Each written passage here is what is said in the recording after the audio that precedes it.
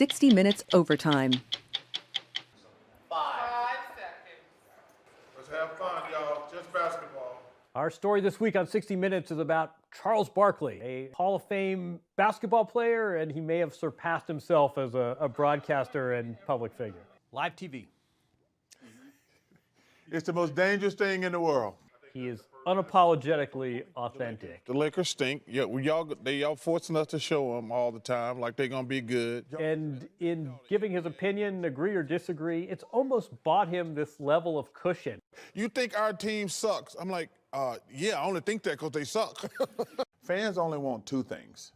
Tell me my favorite player is great and tell me my team is great. Nobody playing better basketball in the world than Joel Embiid right now. If you deviate either way, you're hated. Do you care? Everybody wants to be liked, but this is not a like job. I don't care who wins. By design, we wanted to see Charles Barkley in his element. We went back to his hometown of Leeds, Alabama. And this will always be the most important place in my life, to be honest with you. And he still keeps a home there. You lived a few feet away. This is like your backyard practically. Those are the projects where everything started. I told you that. He still hangs out with his old high school friends and tells sports war stories. Talk about that sky hook I used to put on all of y'all.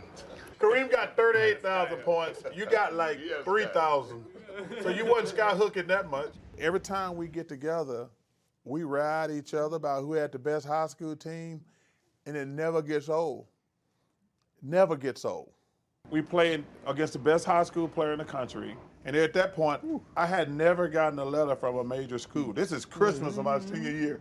It's like, he's too short, he's going to have to go junior college or a smaller level school. And everybody's like, well, maybe he can play against bigger people. And then from that point on, I started getting some. That's when the attention came? But I had never got a major college offer until that Christmas tournament. Coming from where he came from and having the life he had, this is someone who leads their life with gratitude. Because I got to live my dream. I mean, I got to play 16 years. He sees firsthand what investment and what attention and what devoted resources, what a difference that makes. I was struck by what you were saying before. You're in high school. Yes. You said you had one pair of shoes. We had to pool our money. So I got one pair of shoes. So my mom brought them to the game. And right after the game, she knocked on the door and took them home. I could only wear them during the season. You had to keep these shoes a whole season. Yeah, it was kind of weird and embarrassing in the beginning when your mom's knocking on the door like, hey, who's knocking on the door? Oh, it's your mom with your shoes. And then after the game, who's knocking on the door? It's your mom to get the shoes. And a few years later, Nike's calling you saying, we'll send you enough pair of shoes, probably last about a week. And I'm like, what? Yeah, I'm like, are y'all serious right now? They're like, yeah, probably a pair of shoes will probably last you a week. I was like, this is amazing. And then I told you, I was like, wait, y'all gonna pay me too? I said, this is the greatest job in the world. I'm really struck by the fact that your mom cleaned houses, your grandma worked at a meat packing plant, you're living this life you do. Are you ever able to get past that? Just how crazy this whole journey is?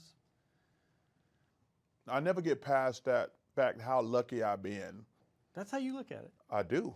I got picked to be Charles Barkley. When I'm at a hotel, those people who clean hotels work 3 times as hard as me and any other jock in the world. We just got the lucky straw. And if you think I'm better or I work harder, you're just stupid. This is one of these times when you sort of have to stop yourself and say, wait a second, I'm doing a job here, because it was just it was a real pleasure to talk to him. There's 2 things that are important. Number one, you want to make your parents proud. And the second thing is, when you die, you don't want them saying, I'm glad that SOB's gone. You've heard that said? I've said it about people before.